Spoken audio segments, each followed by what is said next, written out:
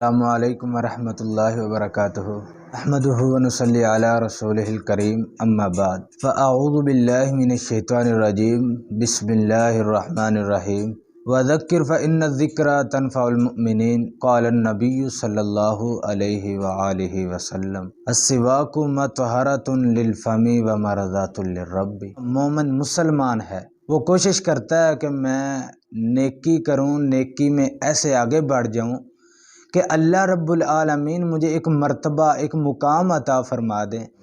حضرات ذی وقار نبی علیہ السلام نے فرمایا السواک مطہرۃ للفم ومرضاۃ للرب۔ مسواک ہے، یہ اللہ رب العالمین کی رضامندی ہوتی ہے اور یہ منہ کی صفائی ہوتی ہے۔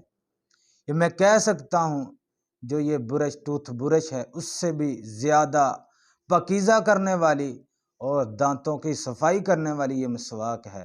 ہمیں اپنی زبان پر اپنے جو نئے تجربہ کار یہ برش، ٹوتھ برش نکلے ہیں، اس پر اتنا یقین نہیں ہونا چاہیے جتنا نبی علیہ السلام کی حدیث پر ہونا چاہیے۔ حضرت عائشہ صدیقہ طاہرہ مطہرہ سلام اللہ علیہا سے پوچھا گیا کہ نبی علیہ السلام جب گھر میں آتے سب سے پہلے کیا کرتے تھے؟ حضرت عائشہ رضی اللہ تعالی عنہا فرمانے لگیں جب نبی علیہ السلام گھر آتے، گھر میں قدم رکھتے، سب سے پہلے مسواک کیا کرتے۔ نبی علیہ السلام نے فرمایا اگر میں اپنے مسلمان بھائیوں کے لیے مشقت نہ سمجھوں، اپنے مقتدیوں کے لیے مشقت نہ سمجھوں، میں ہر نماز کے لیے جب وہ وضو کرے سب سے پہلے وہ مسواک کا میں اس کو آرڈر دوں۔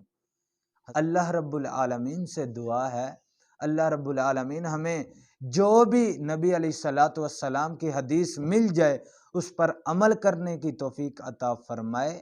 وما علینا الا البلاغ۔